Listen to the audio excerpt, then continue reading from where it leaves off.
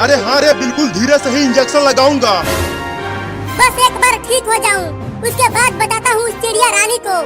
वो मेरा मलाई वाला आइसक्रीम लेकर भाग गई, कमीनी चिड़िया रानी। चल अब चिल्लाना बंद कर। अरे दादा, इतना तेज लगा दिया। मैंने तो कहा था तुम्हें धीरे से लगाने के लिए। चलो अब तुम दोनों जाओ और तू कुछ देर में ठीक हो जाएगा। चल बाबू।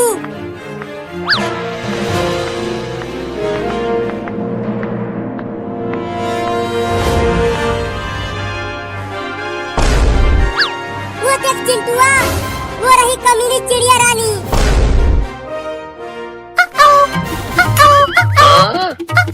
देखो कैसे मजे में मेरा मलाई वाला आइसक्रीम खा रही है।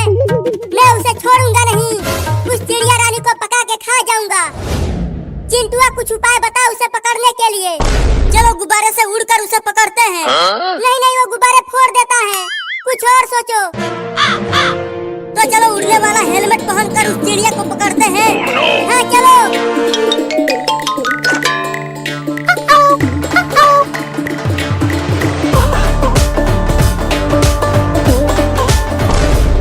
अब तू मुझसे बच के कहाँ जाएगी चिड़िया रानी? तूने मेरा मलाई वाला आइसक्रीम खाया है, अब मैं और चिंटुआ तुम्हें पका के खाएंगे।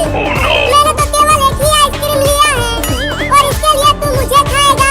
हाँ तुझे खाएंगे, लेकिन मेरे छोटे छोटे बच्चों का क्या होगा अगर तुम मुझे खा जाओगे तो?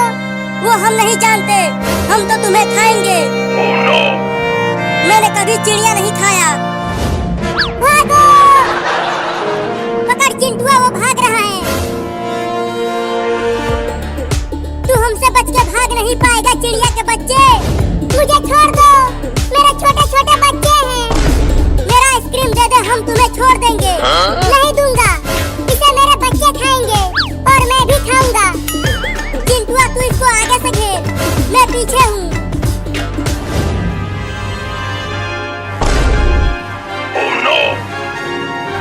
अब कहाँ बच के जाएगी तू? हमने तुझे चारों तरफ से घेर लिया है। चंपा, चमेली, मंगरुआ, जल्दी आ जाओ, मैं मुसीबत में हूँ। ये चंपा और चमेली कौन है? तू किसे बुला रहा है? वहाँ देखो, पता चल जाएगा।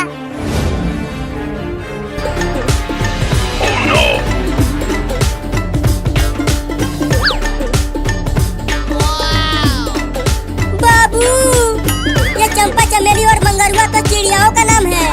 मैं तो कुछ और समझ रहा था। क्या बात है, एक के साथ 3 फ्री? आज तो हमारी दावत होगी चिंटुआ। दोस्तों चलो इन्हें मजा चखाते हैं। तू हमें डरा रही है? हमला करो साथियों! अरे चिंटुआ मुझे बचा ले रे!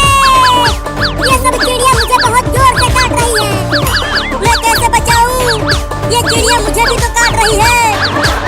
हुई हुई हुई, भागो भागो! अरे छोड़ दे भाई रे! अरे छोड़ दे रे! हुई हुई हुई, भाग जा भाग जा! हुई हुई हुई! अरे तू कहाँ काट रही है? अरे मत काट ले रे! जान बचा के भाग बाबू!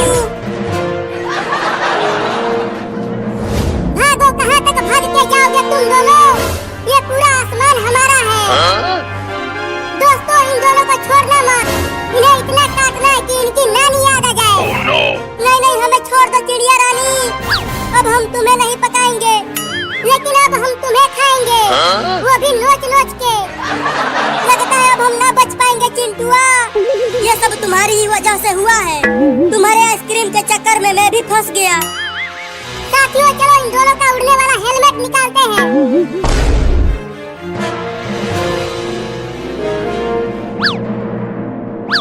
नहीं नहीं, ये उड़ने वाला हेलमेट मत उतारना, नहीं तो हम नीचे गिर जाएंगे।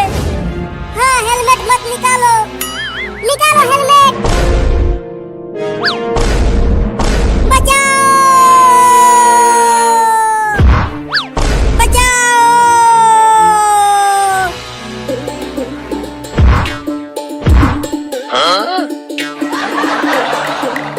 अबे तुम दोनों आसमान से कैसे गिरे? मत पूछो, बड़ी ही लंबी कहानी है। तुम बस हमारा इलाज करो, मेरे पिछवाड़े में भयंकर चोट आई है। रुको इंजेक्शन लगा देता हूँ। फिर से इंजेक्शन, मर गए मायरे।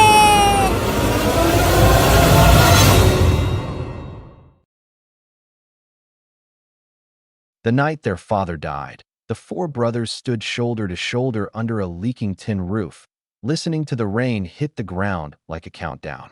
None of them knew it then, but this was the last moment they would ever be the same. The youngest clutched his father's worn shawl. The eldest stared at the dark doorway as if expecting answers to walk back in. And somewhere between grief and fear, a single unspoken question hung in the air. Would blood be enough to keep them together, or would life tear them apart one by one? They grew up in a small village where the road ended and dreams were supposed to end with it. Their father had been a simple man, respected but poor, known for one thing above all else. He never let his sons sleep hungry, even if it meant he did. When he was gone, the house felt larger and emptier at the same time. The eldest brother, Ayan, was barely 20 but suddenly carried the weight of a lifetime. He dropped his studies the next morning, not because he wanted to, but because someone had to stand between his family and hunger. The second brother, Bilal, burned with quiet anger at the world. He believed poverty was an insult that had to be fought. The third, Saad, was gentle and observant, the kind of boy who noticed pain before it spoke. And the youngest, Hamza, still believed life would somehow be kind to him because it had to be equity first. They promised each other everything would stay the same. They would eat together, work together, protect one another. But life doesn't break promises all at once. It erodes them slowly. Ayan worked day and night, his hands hardening, his dreams shrinking. Bilal left the village to earn money in the city, promising to return rich enough to fix everything. Saad stayed behind to care for their mother, swallowing his own ambitions without complaint. Hamza watched them all, learning too early that love sometimes looks like sacrifice and sometimes like absence. Years passed, and the brothers became strangers to one another's struggles. Bilal returned occasionally, dressed better, speaking louder, measuring success in money and respect. He looked at the cracked walls of the house with shame, not nostalgia. Arguments replaced laughter.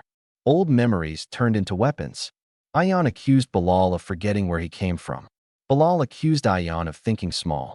Saad tried to mend every rift, while Hamza silently wondered if families were meant to hurt this much. The breaking point came the day their mother fell seriously ill. Medical bills stacked up like silent threats. Bilal wanted to sell the house. Ayan refused, saying it was the last piece of their father left. Words were said that could never be taken back. That night, Hamza overheard his brothers arguing in the dark, voices shaking with rage and fear, and he realized something terrifying. If this continued, they would lose more than a house. They would lose each other. When their mother passed away shortly after, the house fell quiet in a way that felt final. No more arguments, no more shared meals. Just four brothers standing at another ending, just like the night their father died. At the funeral, they didn't even stand together. Villagers whispered about how success and pride had broken what death could not. It was Saad, who found their father's old notebook while cleaning the house days later. Inside were small, careful entries, expenses, prayers, notes about each son. On the last page, written in shaky handwriting, were words that felt like a voice from the grave. If my sons stay united, they will never be poor. If they break apart, even gold will not save them. Saad gathered his brothers that night and read the words aloud. For the first time in years, no one argued. Bilal looked away, ashamed. Ayan's shoulders shook. Hamza cried openly. They didn't fix everything that night. Healing rarely works that way. But they made one decision that changed the course of their lives.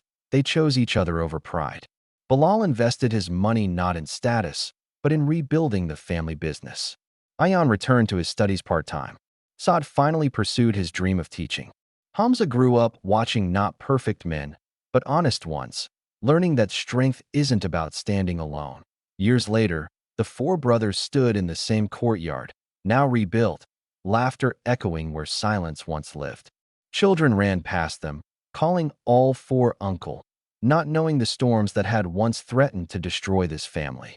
As the sun set, Hamza looked at his brothers and understood the truth their father had tried to teach them all along.